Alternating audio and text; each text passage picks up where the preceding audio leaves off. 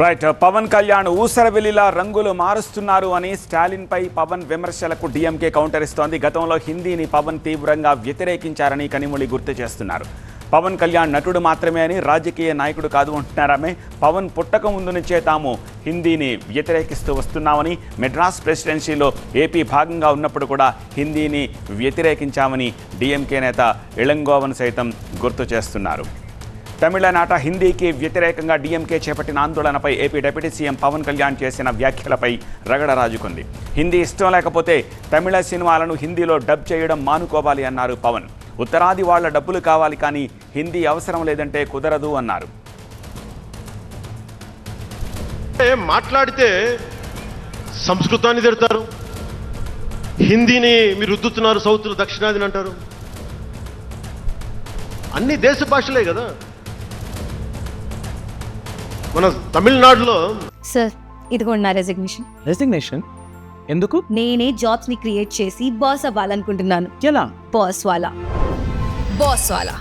Be the boss. Tamil Hindi రాకూడదు అంటుంటే నాకు అనిపించింది మనసులో ఒకటే, అప్పుడు తమిళ సినిమాల్ని హిందీలో డబ్ చేయకండి. డబ్బులేమో హిందీ నుంచి కావాలి, ఉత్తరప్రదేశ్ నుంచి డబ్బులు కావాలి, బీహార్ నుంచి డబ్బులు కావాలి, ఛత్తీస్గఢ్ నుంచి డబ్బులు కావాలి, కానీ హిందీ మాకు వద్దంటే అదే న్యాయం. పనిచేసే వాళ్ళందరూ మనకి బీహార్ నుంచి రావాలి, కానీ హిందీని ద్వేషిస్తానంటే ఎట్లా? ఇవన్నీ మారాలి కదా. అందుకని భాషల్ని ద్వేషించాల్సిన అవసరం లేదు. అయితే పవన్ వ్యాఖ్యలపై అదే స్థాయిలో డీఎంకే నుంచి కౌంటర్లు వస్తున్నాయి. గతంలో హిందీని తీవ్రంగా వ్యతిరేకించిన పవన్ ఇప్పుడు అధికారం కోసం బీజేపీతో చేతులు కలిపారని డీఎంకే ఎంపీ కనిమొళి ట్వీట్ చేశారు. తమిళనాడులో హిందీకి వ్యతిరేకంగా ద్విభాషా విధానానికి మద్దతుగా పవన్ కళ్యాణ్ పుట్టక ముందు నుంచే అసెంబ్లీలో తీర్మానం చేశామన్నారు డీఎంకే సీనియర్ నేత ఇళంగోవన్. పవన్ కళ్యాణ్ నటుడు మాత్రమే అని, రాజకీయ నేత కాదన్నారు. ఒకవేళ తమిళ డబ్ సినిమాలు ఇష్టం లేకపోతే ఉత్తరాది ప్రజలు చూడరు అన్నారు. డీఎంకే చట్టాన్ని గౌరవిస్తుందని, చట్టాన్ని గౌరవించని బీజేపీకి మద్దతిచ్చే పవన్ కళ్యాణ్లా తమ నేతలు లేరని అన్నారు.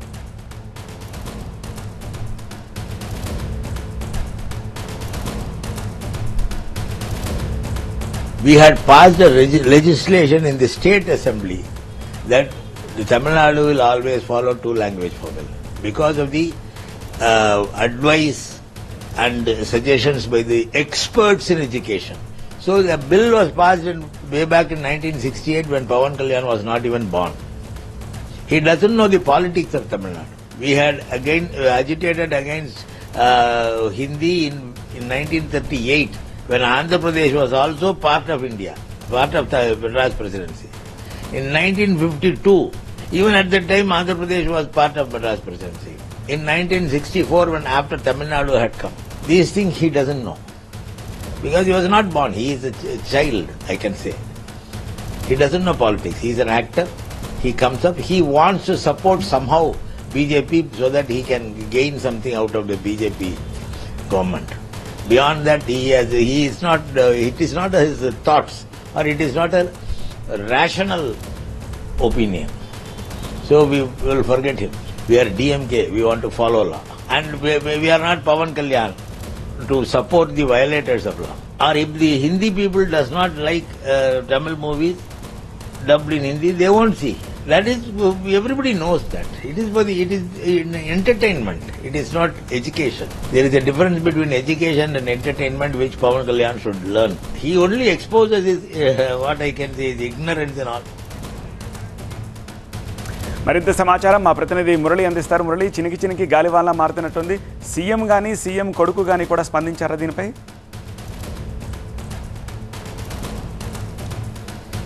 అంటే ఇప్పటి వరకు కనిమొళి, ఇళంగోవన్ అలాగే తమిళ రాజకీయ పార్టీలకు సంబంధించినటువంటి పలువురు నేతలు స్పందించారు. ఇంకా ఏడీఎంకే నుంచి కూడా స్పందన రావాల్సి ఉంది.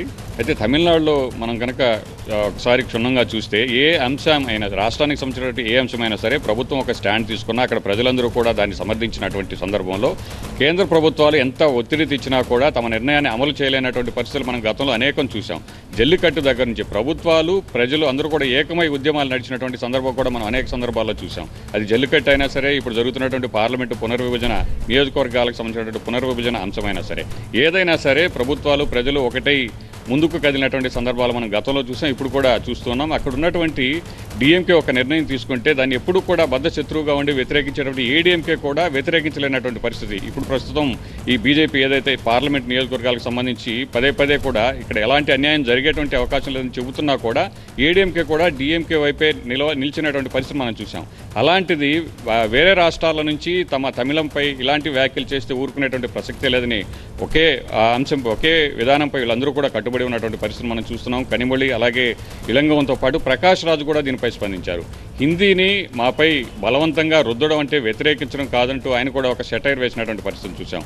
సో ఎప్పుడు కూడా బీజేపీ విధానాలను వ్యతిరేకిస్తున్నటువంటి ప్రకాష్ రాజ్ అలాగే పవన్ కళ్యాణ్ చేసేటువంటి వ్యాఖ్యల్లో కూడా అనేక సందర్భాల్లో కౌంటర్ ఇచ్చినటువంటి పరిస్థితి చూసాం. ఇప్పుడు కూడా పవన్ కళ్యాణ్ చేసినటువంటి హిందీ వ్యతిరేకంగా జరుగుతున్నటువంటి ఈ ఉద్యమాన్ని ఆయన తప్పుపట్టిన విధానాన్ని కూడా మరొకసారి ఆయన వ్యతిరేకించినటువంటి పరిస్థితిని కూడా చూసాం. తమిళనాడు వ్యాప్తంగా దీనికి సంబంధించి మరిన్ని కౌంటర్లు కూడా వచ్చేటువంటి అవకాశం ఉంది. హిందీపై ఏ రాజకీయ పార్టీ కానీ బీజేపీ చేసేటువంటి ఏ ప్రయత్నాన్ని కూడా మేము ఇక్కడ సమర్థించేటువంటి అవకాశమే లేదని అన్ని పార్టీలు చెబుతున్న పరిస్థితి మాత్రం ఇక్కడ మనకు కనబడుతోంది. రైట్ మురళి.